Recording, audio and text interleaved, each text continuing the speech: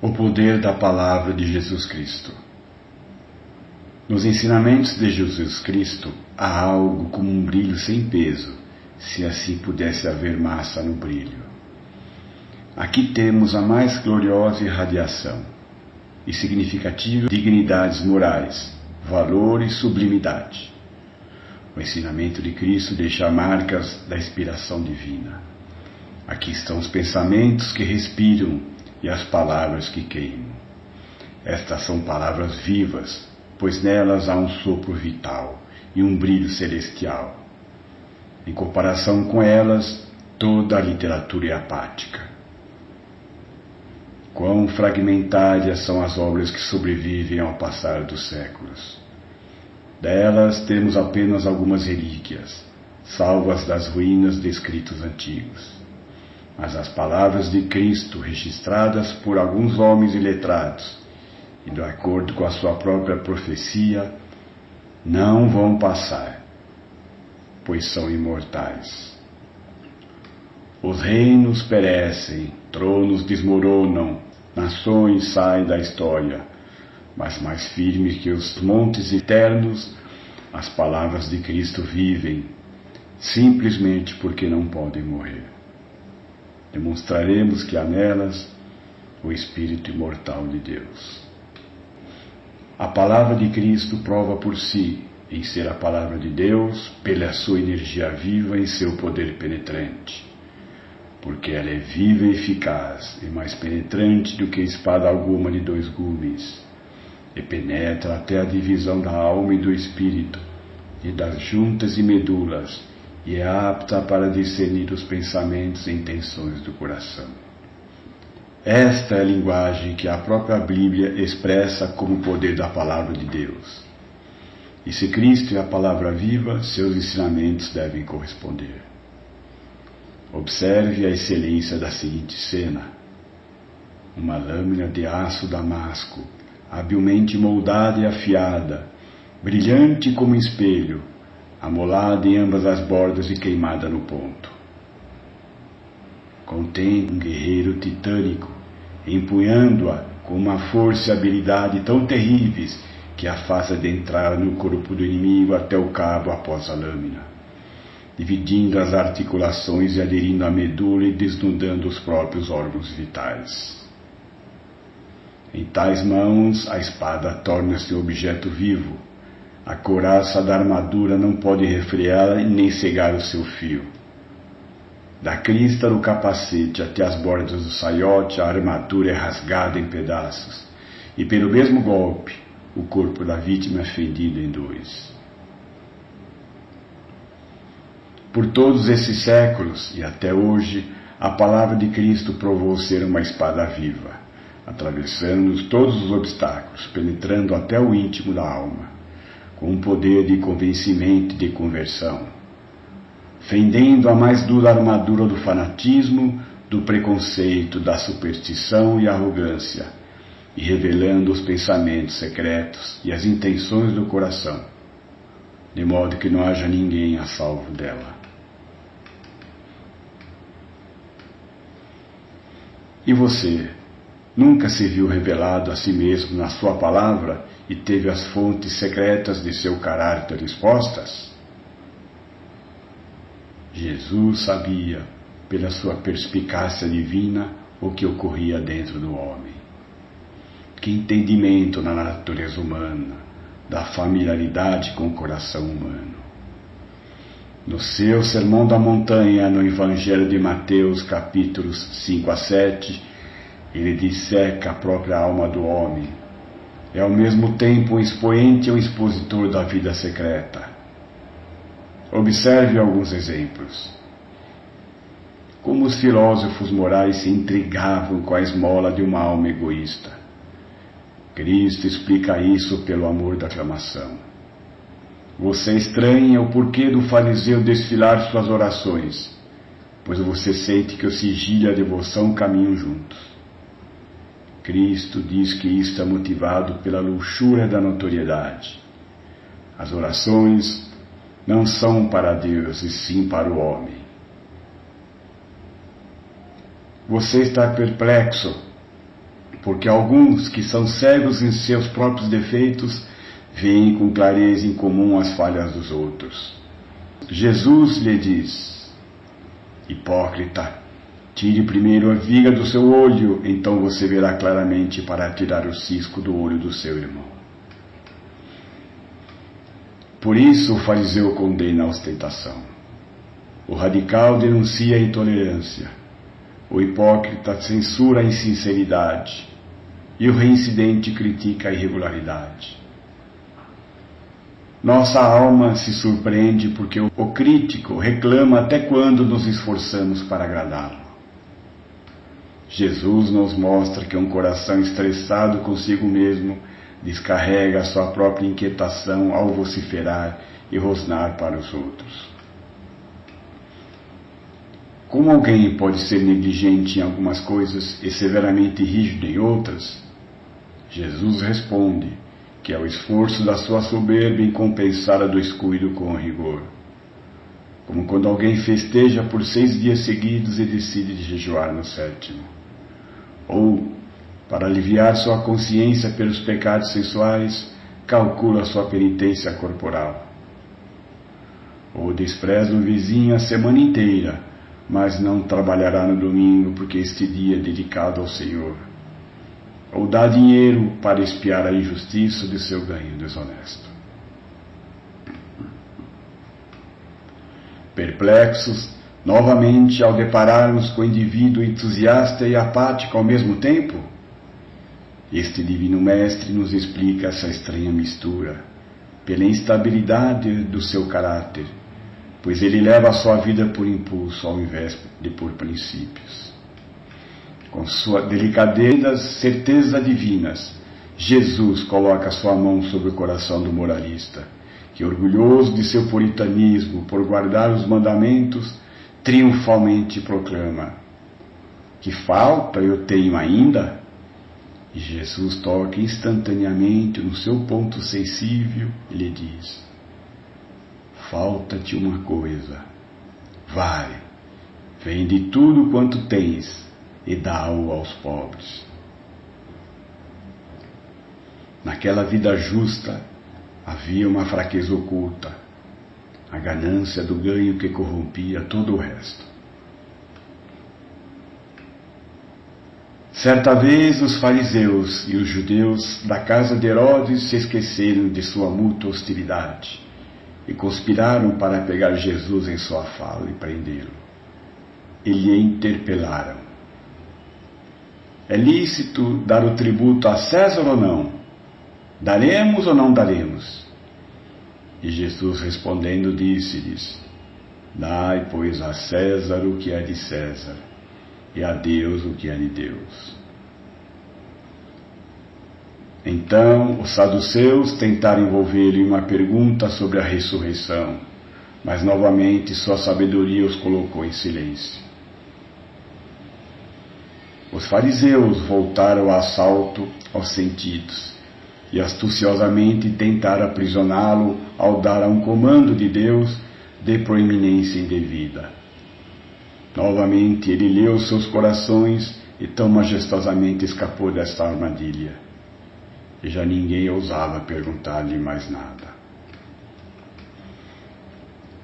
Na metáfora de sua palavra, ser como uma espada afiadíssima, esse objeto também possui uma lâmina polida, não apenas cortando profundamente, mas também refletindo o caráter em que ela penetra.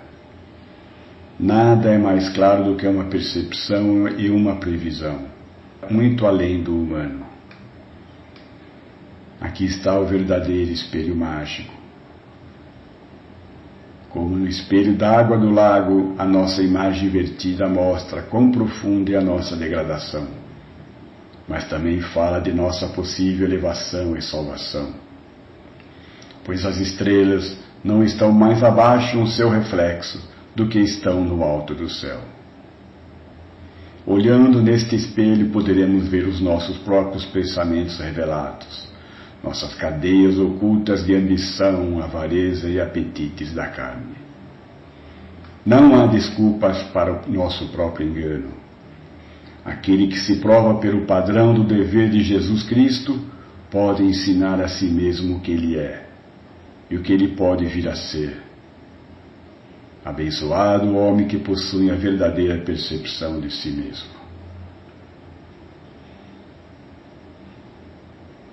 O segredo do poder das palavras de Jesus e a prova de sua inspiração é que elas carregam um sentido de harmonização para as carências de nossas almas. Na sua penetração, as palavras não ferem, mas curam. Elas servem tanto para a criança como para o adulto, o ignorante e o culto, em todas as eras e espaços, em todos os momentos da vida. As mesmas palavras preciosas guiam os que duvidam, consolam os perturbados, asseguram aos tímidos e encorajam os penitentes. A própria lâmina que penetra tão profundamente carrega em seu ponto o bálsamo de Gileade, a representação da cura universal. E é para levar esse bálsamo que ela penetra tão profundamente. O conhecimento da doença é meio caminho andado para a cura. Jesus nos leva ao conhecimento de nós mesmos, para que possamos sentir nossas necessidades e encontrar a nossa cura. Primeiro ele elimina o câncer fatal, para depois aplicar o seu bálsamo consolador. Ele nos mostra a sua habilidade, tanto no uso da lâmina, quanto na aplicação do bálsamo. Tanto o pecador convicto, como o santo aflito dão testemunhos à adaptação das palavras dele. Elas atingem o coração, penetrando na consciência e tornando-a vivaz, como se estivesse sob o ferro quente. O remorso tão agudo e cortante enche o pecador de agonia e o leva à beira do desespero. Sua culpa parece imperdoável, sua alma e espírito parecem ter sido divididos. Mas se a verdade tivesse sido menos penetrante, não atingiria a indiferença do pecador. Em seguida, a ferida profunda é curada pelo bálsamo da promessa da graça, e a angústia da penitência dá lugar à paz da fé. As palavras de Cristo penetram tão profundamente que fazem as palavras do homem parecerem vazias e superficiais. Assim também a aflição do santo encontra nessas palavras o consolo que ele precisa. O dardo agudo da aflição parece cortar a sua própria alma, mas a tristeza não vai além do consolo. Jesus viveu e ensinou como Deus. Até mesmo as revelações mais puras do Antigo Testamento parecem uma lua minguante, como João viu na sua visão apocalíptica sob aquele Evangelho do Novo Testamento, que coroado com 12 estrelas está magnificamente vestido do sol, aquele astro de glória diante do qual as estrelas se desvanecem e até a lua escurece. De toda a longa busca do homem por Deus, chegamos finalmente à cruz de Jesus Cristo, a nossa passagem de peregrinação. Achamos aquele que é o caminho, a verdade e a vida. Estamos desejosos de sentar-nos a seus pés e aprender sobre Deus, o único Deus, um Espírito, infinito, imutável, eterno, onipotente, santo e justo. Sua morada é a imensidão do infinito e o tempo da sua vida, a eternidade. Aqui aprendemos sobre a saga do homem, um ser pecador, responsável por suas atitudes e imortal. Aqui captamos o além, com a sua recompensa e retribuição seguras. Aqui alcançamos um caminho de salvação das garras poderosas do pecado. Pela fé no Deus feito homem, nos tornamos um com Deus e aptos para entrar no seu convívio. Aqui nos é ensinada a verdadeira humildade, uma sublime abnegação, uma caridade que nos faz alcançar com os braços o nosso próprio inimigo. Todo esse ensino puro e perfeito é ilustrado pela vida singular e única de Jesus Cristo. Todas essas ideias de pureza, perdão magnânimo e santo amor foram manifestados na carne. O ensino de Cristo marca uma era, uma época da história humana, que é como lampejo de luz sobre a noite eterna. As verdades fracamente assimiladas no melhor dos sistemas humanos, aqui são reveladas clara e plenamente. Jesus Cristo é o nosso único sol. Todos os que se movem ao seu redor tornam-se iluminados, mas retire-o e até a luz virará uma escuridão total. O real poder prático do ensino de Cristo por si já justifica a sua ascensão a honras divinas, pois ele tem resolvido nossos profundos problemas da alma. Durante toda a jornada humana na Terra, tem corrido um fio escuro de incerteza religiosa. Há certas questões absorventes sobre as quais temos nos debruçado, pois elas tocam nossas vidas em pontos cruciais. O que é Deus? O que é o homem? De onde ele veio? Para onde ele vai? Como nasceu o pecado? E como ele pode ser eliminado? O universo, como ele foi feito? O que é a morte e o que há após ela? Para essas e outras questões, quão insatisfatórias e absurdas são as respostas dadas até pelos melhores e mais brilhantes escolas do pensamento humano que já passaram por essa vida. Na busca do homem pela paz consigo mesmo e com Deus, temos encontrado tantos erros chocantes e monstruosos que tragicamente já traíram a confiança de bilhões.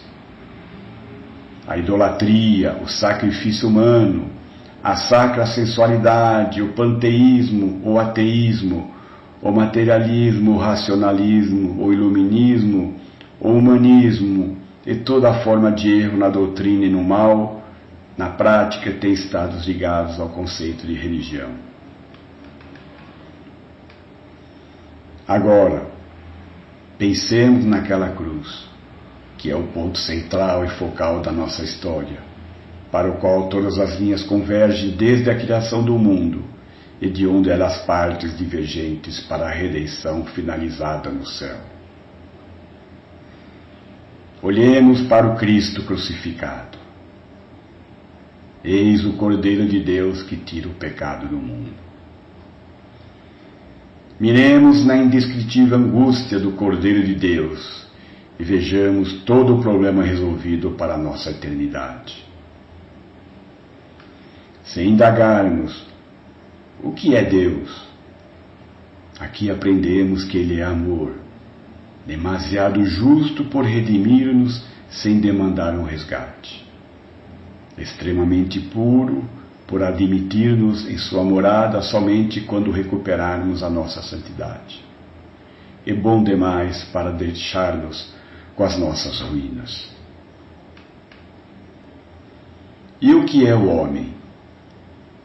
Olhemos novamente para o Cristo crucificado.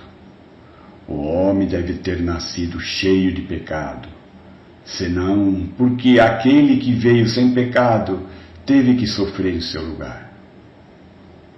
O homem deve ter sido criado imortal, pois não haveria necessidade de tanto sacrifício por parte de Jesus Cristo, simplesmente para salvar-nos das nossas temporárias aflições. O homem deve ter sido criado livre e responsável. Do contrário, não existiria em nós o sentimento de crença que chamamos de fé, e tampouco o sentimento de culpa. Mas já nascemos pecadores? Leia a resposta na sombra da cruz de Cristo. Pois se o pecado não tivesse vindo através do homem, o Verbo não se teria feito carne. Deus não precisaria ter se tornado homem e habitado entre nós para a nossa expiação. A raça que no primeiro Adão morreu pôde ser revivida no segundo Adão. Então, como podemos nos reconciliar com Deus? A cruz responde de novo. Deus ter se feito homem é tanto um sacrifício quanto um exemplo. Se apropriarmos pela fé os méritos de sua morte e pela obediência os méritos de sua vida, tanto o perdão como a pureza eternos estarão ao nosso alcance. Essas perguntas, sobre as quais as mentes mais brilhantes em vão estudaram, foram respondidas plena e eternamente naquela hora solene de agonia mortal. Logo antes de sua morte, em meio à escuridão que pôde ser sentida, houve um ponto onde a luz foi encontrada. O grito que rasgou o véu do templo em duas partes abriu à vista os santos dos santos com a glória eterna de Jesus Cristo. O sorriso sereno que brilhou em seu rosto, quando ele disse: está consumado, e entregou seu espírito, rompeu as trevas e desespero do mundo com o raio da reconciliação. E até hoje nenhuma alma precisa mais andar nessa escuridão. Seguir este resplendor é entrar na luz da vida. E a palavra de Jesus é completa como filosofia, pois atende aos desejos do homem. Ela é completa como revelação, pois resolve os problemas do homem. Como uma força vital, ela regenera a vida humana, através da verdade de Deus, pelo poder de seu Espírito. O apóstolo Paulo declarou em Romanos 1,16: não me envergonho do Evangelho de Cristo, porque é o poder de Deus para a salvação de todo aquele que crê. Em Roma, Paulo pregou como um prisioneiro acorrentado. Enquanto pregava, seus grilhões ressoavam e as correntes que aprisionavam as almas se rompiam. O Evangelho é uma força dinâmica divina na história humana. O Evangelho de Jesus Cristo iniciou com a sua pregação a alguns poucos homens humildes e indecisos, cujas vidas queimaram com sua beleza, terminando no seu martírio voluntário. Na marcha pelos séculos, pudemos conhecer a conversão de homens de corações duros e cruéis com o crime, insensíveis e não sujeitos ao amor humano. E mesmo assim, vimos serem quebrados em contrição e amor. Nunca houve nada igual neste mundo. Sempre houve homens que morreram por um princípio enganoso e falso, a fé religiosa. Mas o que movia os seguidores de Jesus Cristo era a pura e perfeita abnegação. O seu ensinamento foi o fermento e a alavanca das novas sociedades. O fermento para impregnar e a alavanca para alentar.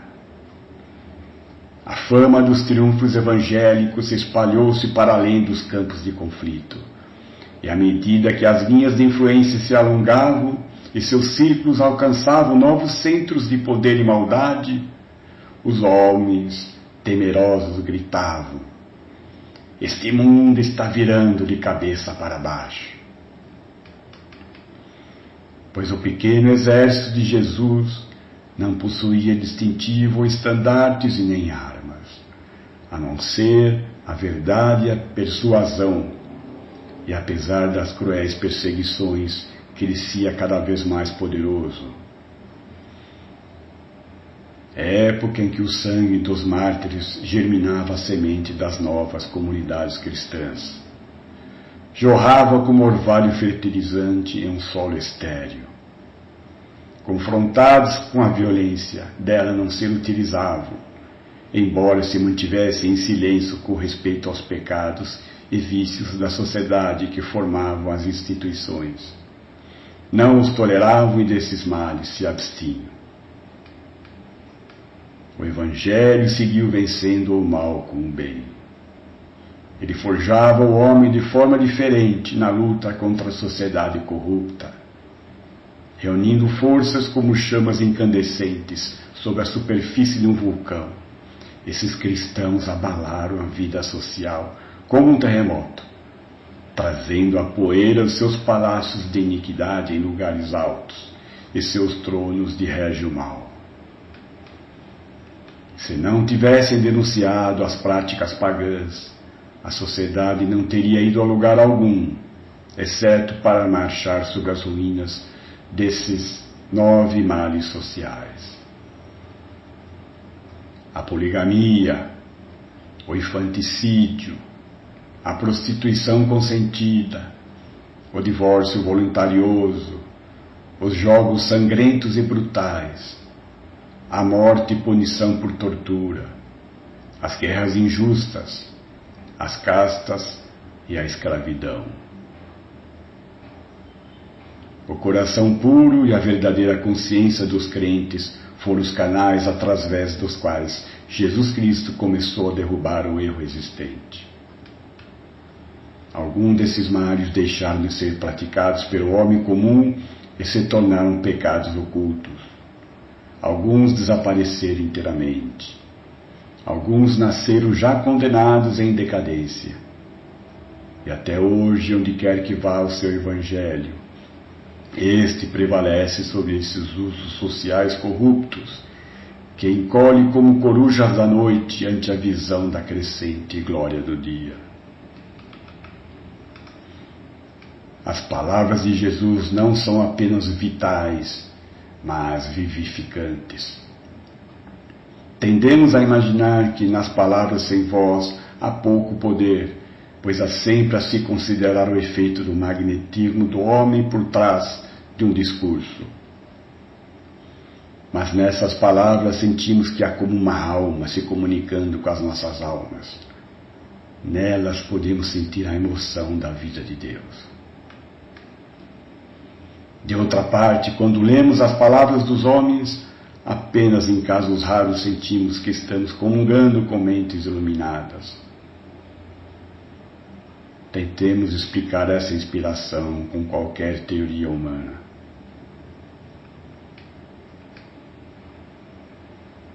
Quem foi o que resolveu esses problemas da nossa espécie, que trouxe a vida e a imortalidade à luz, que ensinou ao homem sua origem, natureza, benefícios pessoais e destino? Quem foi aquele que reformou a alma e transformou a sociedade? Quem é que com o Evangelho continua a sua marcha através dos séculos com os passos e troféus de um conquistador determinado? Que palavras são estas que rompem corações duros e ainda curam corações quebrantados, que subjugam os fortes e fortalecem os fracos, e continuam a virar o mundo de cabeça para baixo? Sim, apenas com essas meras palavras, sem voz magnética para lhes emprestar mais poder, sem presença pessoal, mas diante delas o vício e o equívoco, o erro na doutrina e o mal na prática, todas essas imperfeições humanas tremem, bamboleiam e caem como diante de um grande terremoto.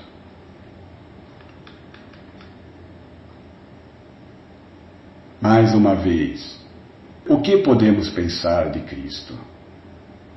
Consideremos que Ele nos fala como nunca um homem conseguiu se expressar.